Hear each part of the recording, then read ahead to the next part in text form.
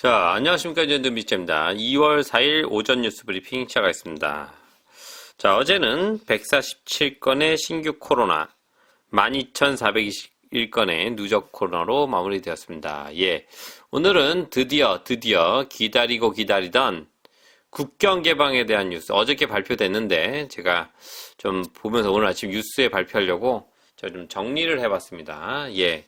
일단 메인 기사 한번 보시죠. NZ은 2월 28일부터 국경을 다시 열며 대부분 귀국자는 MIQ 없는 자가격리가 가능합니다.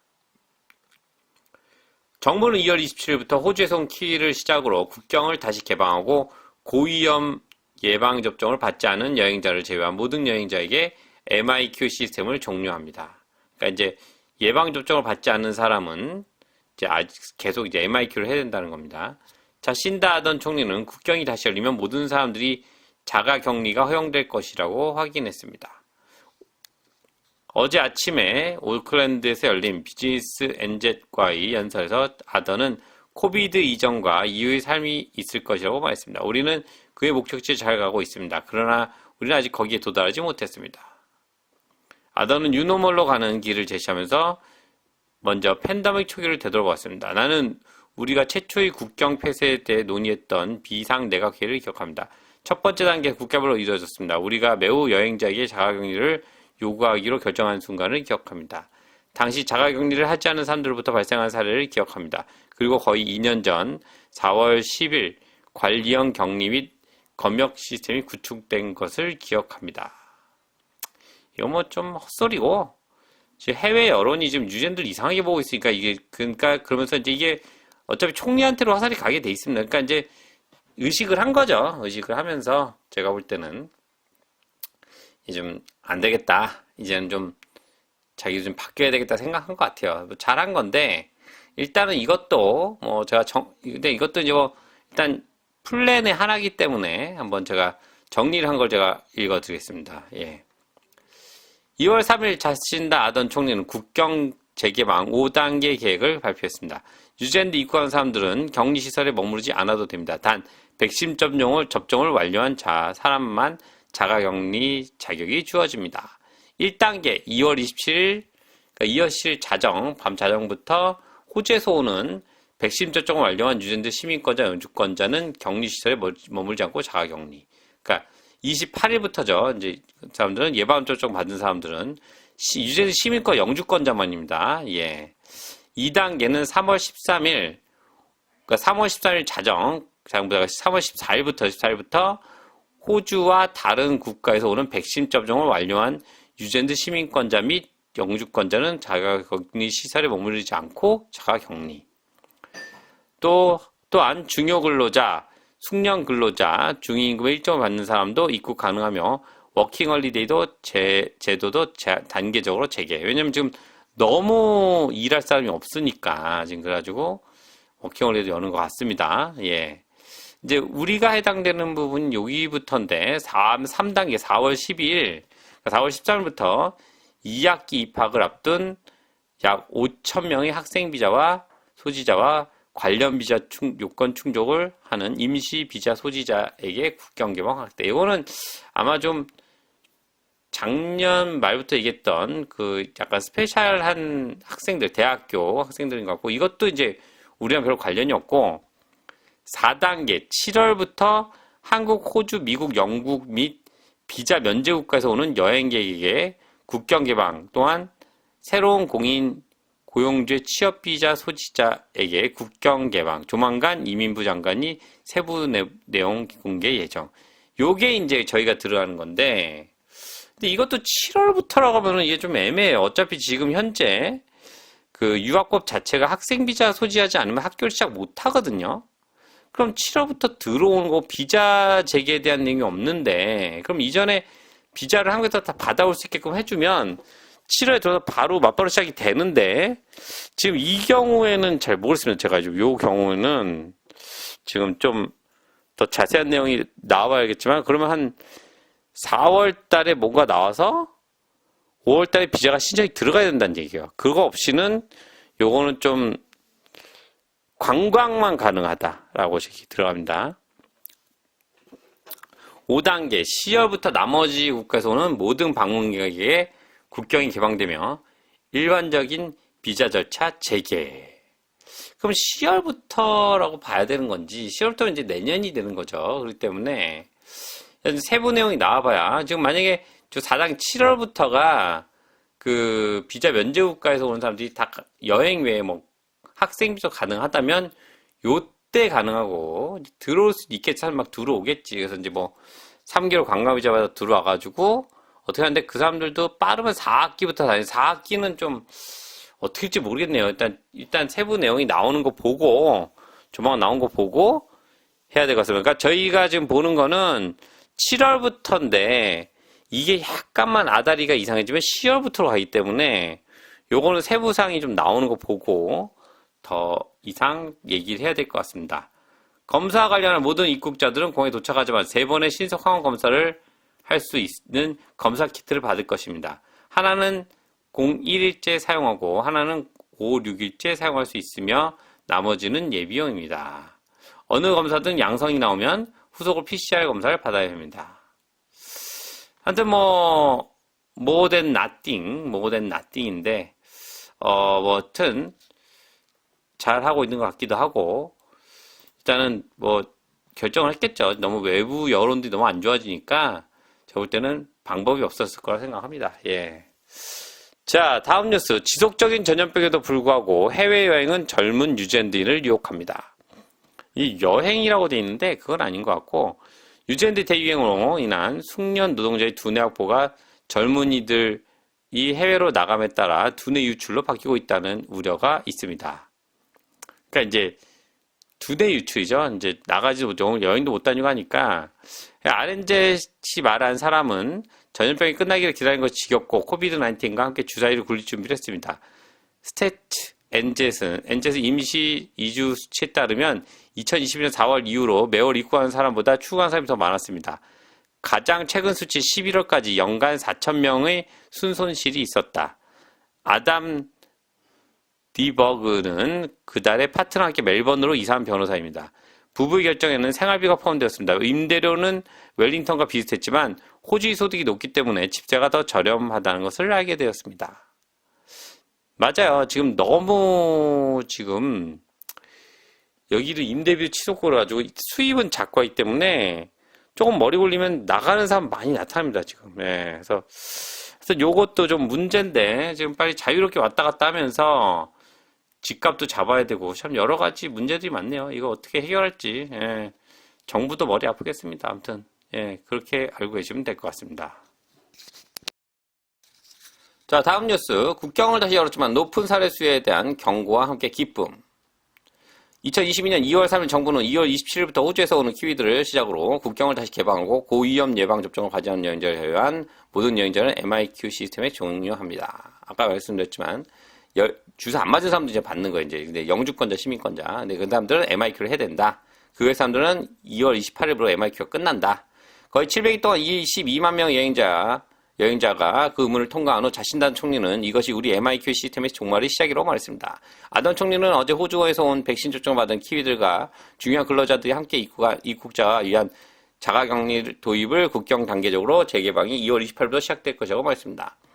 2주 후 다른 나라에서 온 키위들은 MIQ가 없는 상태로 도착할 수 있었고 다른 여행자들은 7월부터 10월까지 단계적으로 도착할 수 있었습니다.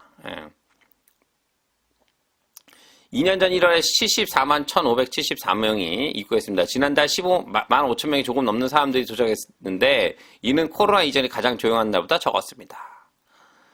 자, 거의 지금 들어온 사람들은 지금 다 영주권자, 시민권자, 그 MIQ가 있어야 되니까. 근데 1일 15,000명이면 MIQ가 모자라긴 하겠다. 근데 모텔 제가 이용하면 된다고 얘기했는데. 아무튼 anyway, 이번 달부터 끝나니까. 그러나 사랑하는 사람과 헤어진 키위와 이주민 가족의 가슴 아픈 이야기는 중요한 직원 없이 고군분투하는 기업 및 중요한 서비스를 포함하며 비용이 없는 것은 아닙니다. 기존에도 말씀드렸다시피 지금 사람들이 없어가지고 지금 힘들고 그리고 지금 전 세계적으로 유명한 유전대 디자인 회사가 중국의 대표적인 건물을 디자인하고 건설함에도 불구하고 MIQ나 사람들이 왔다 갔다 할 수 없어서 그때도 포기한다고, 사업을 포기한다고, 잠정적 중단한다고 했던 뉴스도 제가 한번 실어드렸죠. 그러니까, 그러고 막 아픈데 못 들어가지고 MIQ 때문에 온다. 그러니까 예외적인 상황을 둘 수 없죠. 왜냐면 법이니까, 예외적인 상황을 두면 자꾸 무너지니까, 예외적인 상황 안 둔 건 이해는 하는데, 미리부터 MIQ 없애가지고, 뉴질랜드 사람들도 미리 바이러스에 단련이 되게끔 했어야 되는데, 전 그 얘기하는 겁니다. 지금 이제 열면은, 진짜 몰라요. 예. 저도 걱정하고 조심해야 됩니다. 서로 알아서 조심해야 된다 하지만 이게 어떻게 건지지 솔직히 잘 모릅니다. 그리고 뉴질랜드가 아시겠지만 ICU 병상이 모자랍니다. 다른 나라에 비해서 현저하게 모자랍니다. 예. 그렇기 때문에 이 열면은 솔직히 젊은 사람들은 뭐 이래나 저러나 죽어 많이 안 죽어 이렇게 많이 안 죽어란 말밖에 못해. 근데 나이 드신 분들이 문제예요. 예. 이분들이 ICU 병상이 모자르면 어떻게 대처가 될지 이제 참 걱정인데 일단 열어야 되는 건 맞습니다. 제가 봐도 이제 대의를 위해 소를 희생할 수밖에 없는 상황인데 아무튼 다 지켜보자고요. 다 같이. 예. 저도 제가 할 일이 있겠습니까? 방구석 유튜버가 그냥 앉아서 난리 났습니다, 여러분 할 수밖에 없는 거지 뉴스로만. 예. 아무튼 지켜보시기 바랍니다. 예. 자, 다음 뉴스. 관광사업자는 긍정적인 진전을 환영합니다. 관광사업자는 국제 방문객을 위한 매트를 마련하기 위해 열망하지만 현재 격리 규칙으로 인해 많은 사람들이 멀어질 것이라고 말합니다. 호주 외 국가에서 온 관광객은 10월까지 기다려야 마운트쿡 같은 명소를 방문할 수 있습니다. 목요일 자신다 하던 총리는 아오테아를 세계와 다시 연결하기 위한 5단계 계획을 발표했습니다. 비자가 필요하지 호주 인 및 기타 여행자는 늦어도 7월까지 공항 회전목마에 가방을 실을 것이라고 약속하고 다시 허용되는 첫 번째 관광이 될 것이며 다른 국제 여행자는 10월까지 기다립니다. 퀸스타운 아이스바가 금요일에 처음 문을 열면서 소유자는 새로운 봄을 맞이했습니다. 퓨처 호스피탈리티 그룹은 리조트타운에서 여러 비즈니스를 운영하고 있으며 전염병 운영의 불확실성에도 불구하고 새로운 바를 시작하기로 결정했습니다. 자, 이게 퀸스타운은 얼마 전에 얘기했지만 퀸스타운 비즈니스 모델을 바꿔야 된다. 근데 그 지역 위치상 무슨 바꾼다는 게 쉽지 않습니다. 거기 누가 뭐하냐. 옛날에 금강 때문에 그 옆에 보면 에로우타운이라는 곳이 금강 때문에 이게 퀸스타운이 발견이 돼가지고 이제 관광지로 이제 너무 이뻐서 퀸스타운 여왕이 살만한 도시다라는 의미에서 퀸스타운이 만들어졌는데 솔직히 관광에는 없습니다. 지금 이제 관광 다시 열는 거 다시 되긴 될 것 같아요. 제 생각인데 예전 같진 않을 거다. 그리고 된다 해도 좀 시간이 걸릴 거다. 저는 이제 세계 경제가 지금 좀 약간 저는 다른 사람들이 이상하게 볼지 모르지만 제가 이제 생각하는 제 나름대로 공부한 거는 그 기존에 있지 않던 이제 역대적인 유동성 장으로 자산 가치가 상승을 하고 돈이 풀려지면서 이제 지금 자산가치가 상승을 했잖아요. 집이라든 모든 자산가치들이. 근데 이자율이 상승되면서 저는 그 자산가치 버블이 꺼질 거라고 생각합니다. 지금 인플레이션 때문에 이자율을 올린다고 하는데 자산가치 두 가지 이유 때문에. 근데 자산가치는 쉽게 꺼질 거라고 보는데 인플레이션은 제가 볼 때 쉽게 잡기 어렵다고 생각합니다. 그래서 저는 이게 좀 1970년대처럼 한 10% 정도 이자를 올리면 모를까. 근데 그게면은 다 박살이 나요. 그럼 진짜 대공황 빌이 나올 수가 있기 때문에 저는 적어도 한 2, 3년은 굉장히 힘들 거라고 보고 대공황이 떠나서 그건 이제 좀 약간 좀 워스트한 케이스로 얘기한 거고 저는 최소한 2, 3년 한 4, 5년은 좀 힘들지 않을까. 그러면 이게 퀸스타운도 그랬었어요. 2007년 그 서프라임 모기 사태 이후에 완전히 박살 났었어요. 진짜로. 그래가지고 다 망한다고 싸게 팔고 나갔다가 그때 잡은 사람이 이번에 완전 또 대박을 친 거지. 예. 근데 하여튼 다 돌고 도는 거 아니겠습니까? 하지만 저의 생각은 좀 관광 쪽은 앞으로 좀 힘들지 않겠나라는 저의 개인적인 생각입니다. 제 개인적인 생각이기 때문에 이거 가지고 아니다 자기 생각을 다시 써도 되는데 근데 한국 관광 쪽도 앞으로 많이 바뀔 것 같아요. 지금 연락 오는 거 봐서는 기존의 그런 큰 대형 여행사들도 약간 프라이베이트한 투어로 바꿔야 됩니다. 예, 약간 그런 식으로 좀 어차피 그래도 망한다 해도 돈 있는 사람이 있으니까 여행 오겠죠. 그리고 이제 소수의 여행은 오겠지만 근데 뉴질랜드는 그런 여행들은 굉장히 좋거든요, 정말로. 예. 그렇기 때문에 그래서 여행이 뭐 완전히 죽진 않겠지만 예전 같은 그런 걸 기대하기는 좀 시간이 좀 걸리지 않겠나라는 저의 개인적인 생각입니다. 예. 자, 한국 뉴스를 이제 좀 제가 이번에 그 속보 때문에 제가 뒤로 넘겼습니다. 이제 뒤로 앞으로 좀 해볼까 좀 생각 좀 하는 중인데, 예. 주담대 7% 시대에 목 졸리는 영끌족, 전세대출자도 지옥행. 2020년 상반기 한국은행을 금융통화위원회의 결심으로 사상 처음 0%대 기준금리가 시대가 도래하자 세상은 영어까지 끌어모으는 B2라는 신조어까지 만들어내며 돈을 빌려 투자할 것을 종용했다. 낮은 금리 덕에 수억 원을 빌려도 한 달에 내야 하는 이자는 껌값으로 치부했다. 이때까지만 해도 몰랐다. 싼 이자로 돈을 빌릴 수 있는 시기가 이토록 짧은 줄은. 너무나도 넘쳐나는 시중의 유동성은 기업 투자, 소비 진작 등의 선순환 구조로 이어지지 않고 물가를 치솟게 했고 결국 인플레이션 우려로 종결되면서 시중 유동성 조절에 나섰다. 한국에서는 이미 반년 전에 금리 인상이 시작됐고 1년 전 2%대였던 주담보는 이자가 4% 뛰었고 연말이 되면서 7%까지 치솟을 예상이 나온다.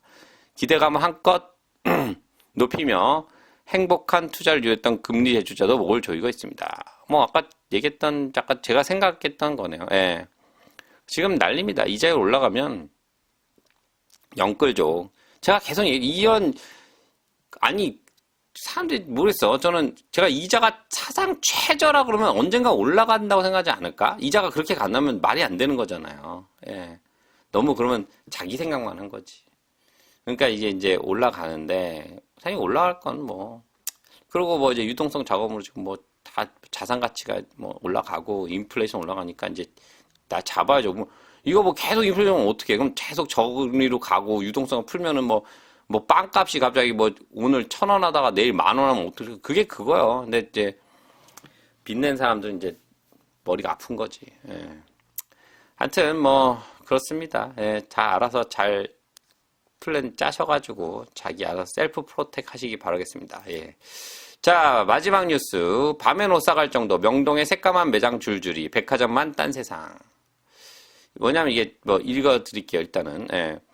도로를 중심으로 이쪽과 저쪽 다른 세상 같아요. 지난 24일 서울시 중구 명동 일대는 남대문 거리 하나를 사이에 두고 두 쪽으로 갈린 듯 했다. 롯데백화점 본점 앞과 신세계백화점 본점 앞은 이날도 오픈런. 명품 구매를 위한 매장 열기부터 대기하다가 오픈 즉시 뛰어가는 것. 행렬로 장사진이었다. 한 백화점 관계자는 겨울이다 보니 미니 텐트까지 가져가 오픈런을 하는 고객들이 크게 늘었다. 명품 패션 수요가 높아져 최근엔 평일에도 오전부터 퇴전까지 주차장 진입이 끊이지 않는다고 말했습니다. 반면 기존 중심 상권인 명동 메인 거리는 폐점한 가게들 쓸쓸함만 가득했다. 코로나19 장기화로 관광의 발길이 뚝 끊겨 대부분의 가게가 영업을 중단하면서 폐업, 입점 문의 등 딱지가 줄줄 붙어있다. 그러니까 명동 거의 얘기하는 백화점 거리 건너편의 명동 쪽은 완전히 그냥 뭐 다 줄줄이 폐업에 막 임대 문의가 붙어 있고 백화점 명품 매장은 지금 날로 잘 되고 있고 제가 소시적에 좀 이렇게 이태원에 장사했었잖아요. 저도 처음에 가짜 장사하다가 이제 오리지널로 돌려서 좀 하다가 이제 그만두고 저는 이제 다시 대학 복학했는데 그때 참 많이 왔습니다. 그 명품 우리나라 사람들뿐만 아니라 그때는 우리나라 사람들만 같았는데 지금 보면 뭐 여기 보면은 동남아 친구들도 명품 가방 하나 사야 돼. 그걸 이제 여기 같은 경우 뭐라 그러자? 레이바이라고 그러나? 그 레이바이라고 그러나? 그러니까 이게 주에 얼마씩 내면서 이제 명품을 사는 거지. 이자까지 내가면서.